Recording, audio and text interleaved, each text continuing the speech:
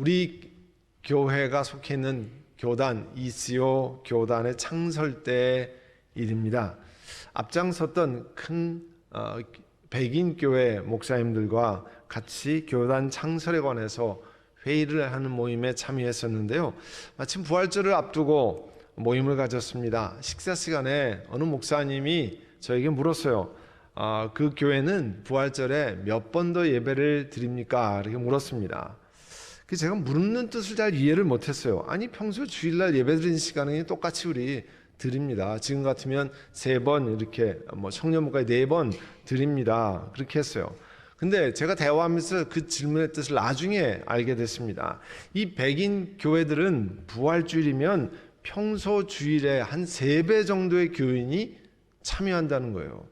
그러니까 주일에 2번 예배 드린 교회가 5번 예배를 준비하고 복도에도 의자를 다 놓고 이렇게 굉장한 준비를 해야 한다는 거예요. 그래서 우리가 미국에서 그러한 교인들을 ET 교인이라고 부르잖아요. 이스터하고 땡스기빙에만 온다고 그래가지고 ET 교인이라고 그러는데 그때 ET 교인이 그렇게 많다는 것을 제가 배웠습니다. 1년에 1-2번 교회에 이스터와 땡스기빙, 감사주일, 부활절에 출석하는 우리가 말하는 문화적인 교인들, 컬처럴 크리스찬들이 그렇게 많다는 거예요. 그 교회 교인일 수는 있지만 하나님과 과연 친밀한 교제를 갖고 있는가? 하나님이 과연 내가 너를 아노라 말씀하실까? 그런 의문이 생깁니다. 미국 안에 인구 센서스 할 때, 인구 조사할 때 자신을 그리스도인이라 체크하는 사람들 중에 3분의 1 이상이 이러한 명목상의 문화교인이라고 합니다. 오늘 본문이 이런 문제에 관해서 질문을 던질 수 있는 중요한 내용입니다. 교회는 그냥 왔다 갔다 하는 곳인가? 내가 교회 생활에 익숙하면 나는 괜찮은 것인가? 그런 질문을 하면서 여러분 말씀을 함께 들으시길 바랍니다. 오늘 본문 22절에 보면 예수님께서 여러 성읍과 마을에 들르셔서 가르치시면서 예루살렘으로 여행하셨다고 그랬습니다. 예수님 여러 지역에서 말씀을 전하셨어요. 그렇지만 예수님께서 향해 가시는 최종 목적지는 예루살렘이셨습니다. 누가복음 9장 51절에 오늘 본문 앞에도 예수님께서 하늘에 올라가실 날이 가까웠다 이렇게 말씀하고요. 그래서 예수님께서 예루살렘에 가시기로 마음을 굳히셨다고 그랬습니다. 또 누가복음 이제 본문 다음에 있는 33절에는 오늘도 내일도 그 다음 날도 나는 내 길을 가야 하겠다. 예언자가 예루살렘이 아닌 다른 곳에서는 죽을 수 없기 때문입니다. 예수님께서 예루살렘에 가셔서 죽으신다고 하는 것을 단호하게 말씀하셨습니다. 어떤 사람이 23절에 보면 예수님께 물었어요. 주님, 구원받을 사람은 적습니까? 예수님께서 그들에게 그 다음부터 24절부터 거기에 대한 답을 하셨습니다. 질문은 구원받는 사람이 숫자가 적습니까? 그렇게 물은 거잖아요. 그러면 일반적으로 답을 어떻게 해야 합니까? 구원받는 숫자가 적을 거다, 많을 거다. 이게 통상적인 답이잖아요. 그런데 예수님은 구원받을 사람이 얼마나 될 거라 이런 대답하지 않으셨습니다. 대신에 장차 구원받을 사람이 지금 이곳에서 뭘 해야 되는지를 답하셨어요. 그것을 말하셨습니다. 우리가 동문서답이라고 하는 사자성어를 많이 쓰잖아요. 동쪽을 묻는데 서쪽을 답한다는 거죠. 질문과는 전혀 상관없는 엉뚱한 대답을 할 때 동문서답이라 합니다. 그러면 예수님께서 이 사람의 질문에 동문서답을 하셨습니까? 그 본문을 살펴보면서 여러분 자신의 그 질문에 대답을 하시기를 바랍니다. 24절에 보면 예수님께서 너희는 좁은 문으로 들어가길 힘쓰라. 내가 너희에게 말한다. 들어가려고 해도 들어가지 못하는 사람이 많을 것이다. 구원받을 숫자보다 더 중요한 것이 있다는 것을 암시합니다. 지금은 좁은 문으로 들어가기를 힘써야 할 때라는 거예요.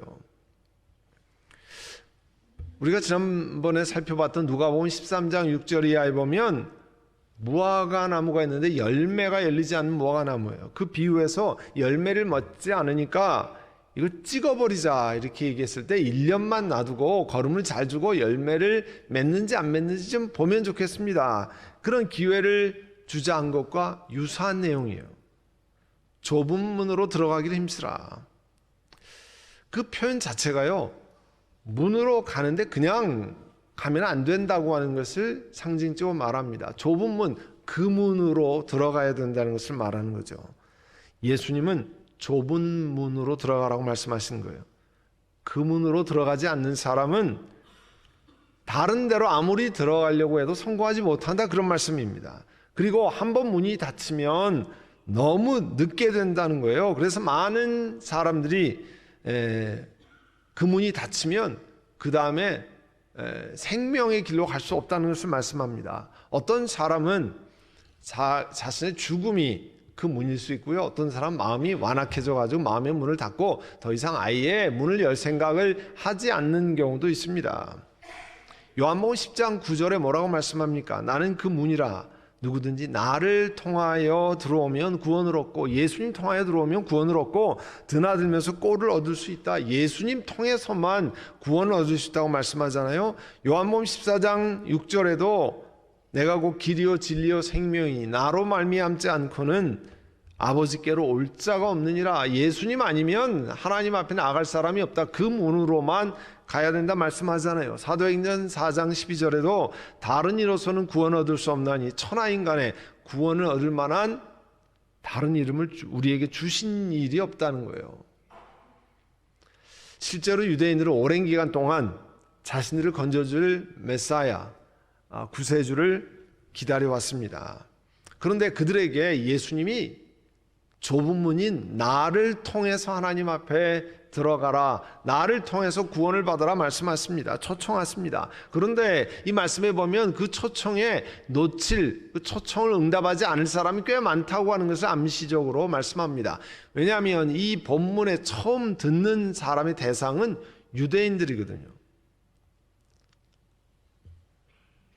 그랬더니 계속해서 예수님이 말씀하세요.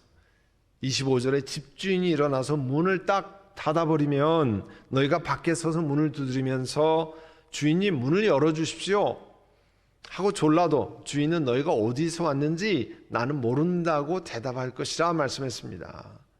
죽은 다음에 또 다른 기회는 있어요, 없어요? 없다는 거예요.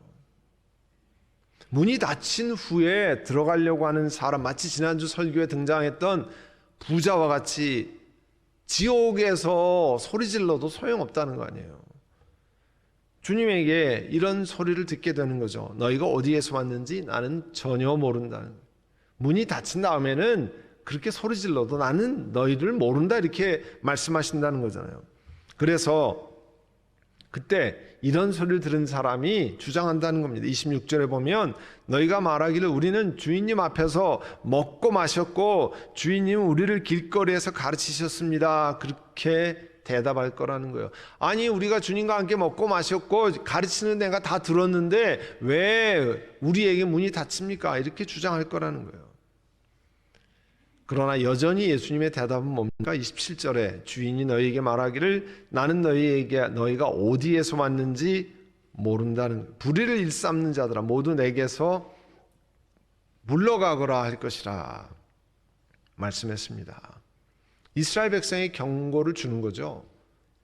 그 말을 듣는 유대인들에게 경고를 주는 겁니다. 그러면 오늘 성경을 읽는 21세기의 그리스도인들, 혹은 오늘 선한목자교회에서 예배를 드리면서 혹은 또 온라인으로 예배를 드리는 하나님의 사람들에게는 이 말씀은 뭘 의미합니까? 사람들이 복음에 관해서, 가스펠에 관해서 확실히 반응을 보여야 한다는 거죠. 사람들이 쉽게 얘기하잖아요. 저는 믿는 집안에서 태어났습니다. 우리가 말하는 모태신앙이라는, 믿는 집안에 태어났습니다. 그리고 그냥 교회를 쭉 다녔으니까, 나 교회를 많이 왔다 갔다 했으니까 왜 나에게 문이 닫힙니까? 내가 주일날 교회 가서 목사님 설교하는 거 다 들었는데요. 내 어렸을 때부터 그냥 교회 왔다 갔다 계속 했는데요. 왜 내게 문이 닫힙니까? 이스라엘 백성들은 유대인이니까 하나님 나라에 들어갈 자격이 있다고 늘 생각해 왔습니다. 그러면 교회에 왔다 갔다 하면 하나님 나라에 들어갈 자격이 있다고 늘 생각하는 것과 차이가 없죠.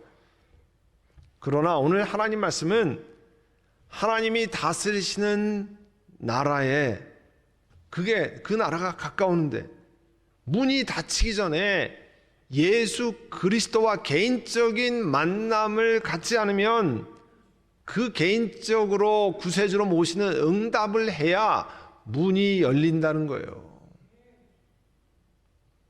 요한복음 1장 12절에 뭐라고 말씀합니까? 영접하는 자, 곧 그 이름을 믿는 자들에게는 하나님의 자녀가 되는 권세를 주셨으니, 이 말씀과 같이 개인적으로 우리들이 예수님께 응답하지 않으면 예수님이 내 죄를 용서하신 분입니다, 내가 예수님 때문에 내가 이 땅을 의지하며 살아갑니다, 이 땅의 삶이 마감되면 영원한 나라로 들어갑니다, 이렇게 응답하지 않으면 문이 닫힌다는 거예요.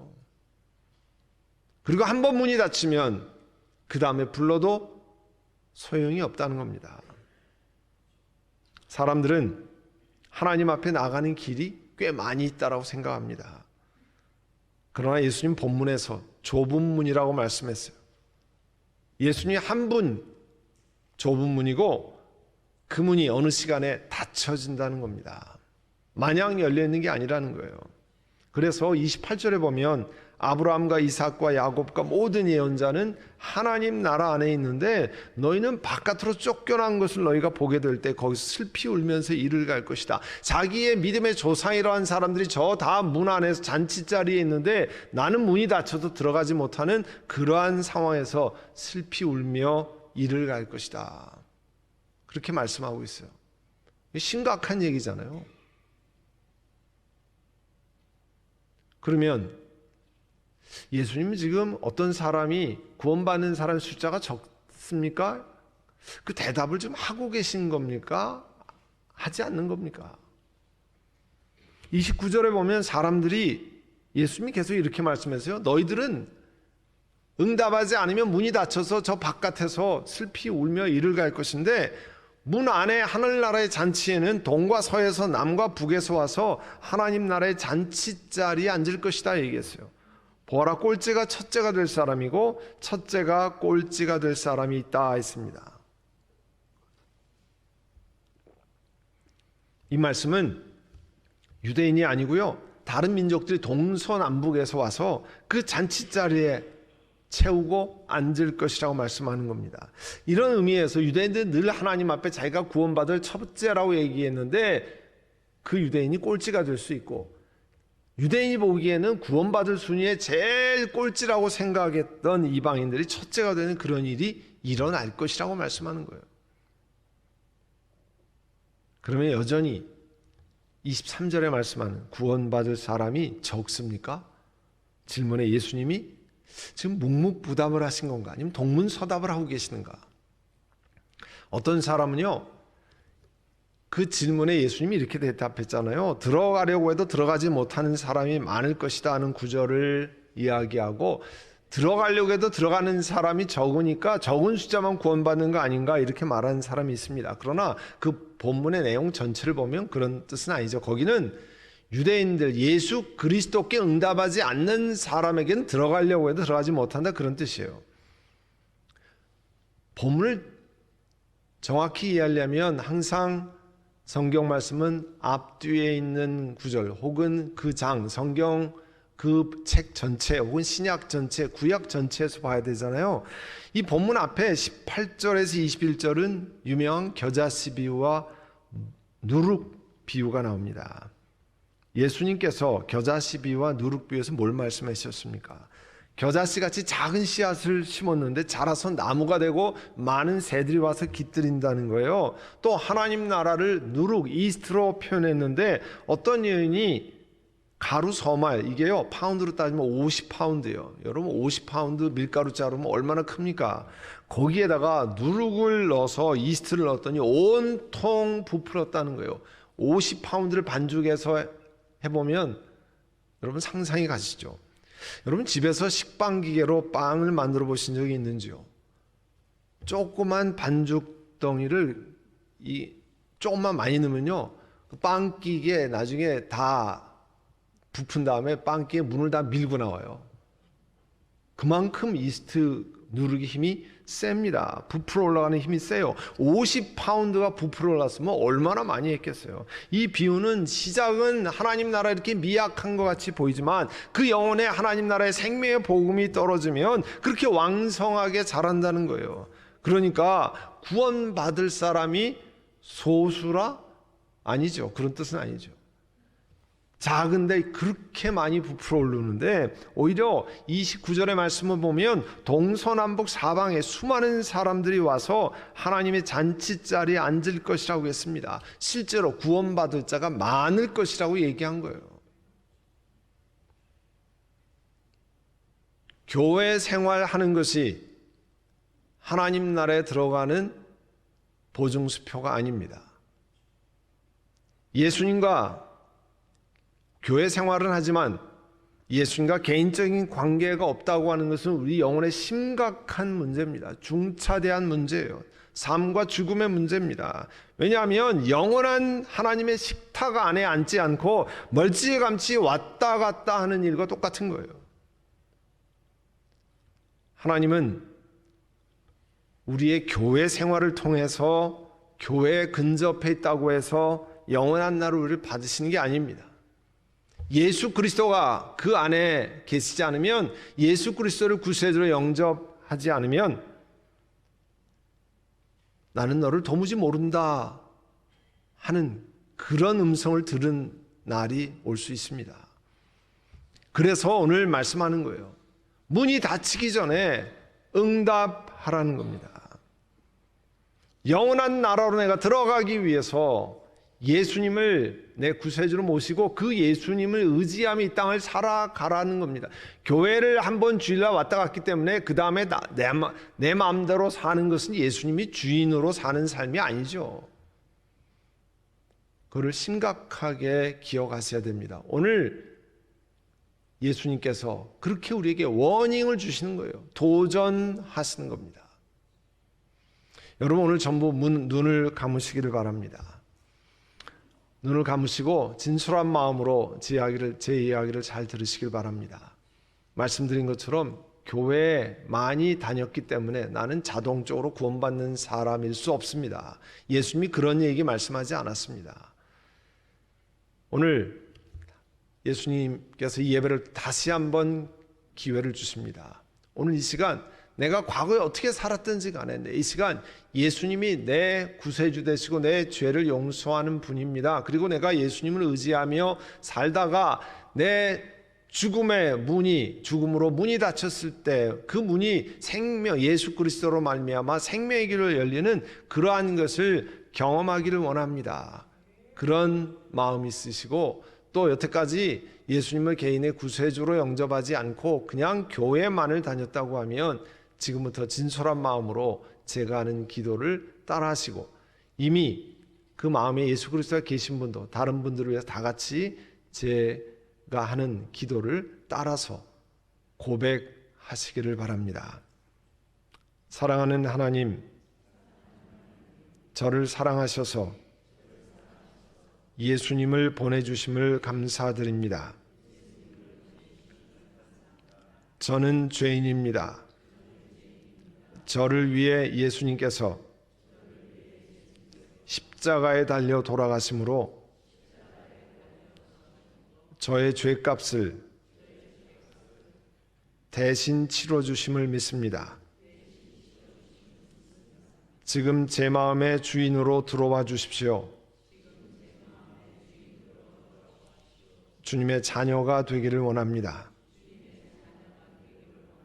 제 삶을 주님께 드립니다. 예수님의 이름으로 기도드립니다. 아멘. 이제 제가 다시 기도드립니다. 사랑하는 주님, 오늘 교회에 다녔지만 예수님을 내 죄를 용서하는 구세주로, Savior and Lord로 그리고 예수님과 날마다 개인적인 관계를 갖는 그런 사람으로 살지 못했는데 오늘 다시 한번 예수님을 내 마음의 구세주로 모시고 이제 예수님을 통해서 하나님 나라로 가는 그와 같은 믿음의 고백을 드렸습니다. 우리 한 분 한 분마다 그와 같은 생명의 고백이 계속 이어지도록 주여 함께하여 주시옵소서. 예수님의 이름으로 기도드립니다. 아멘.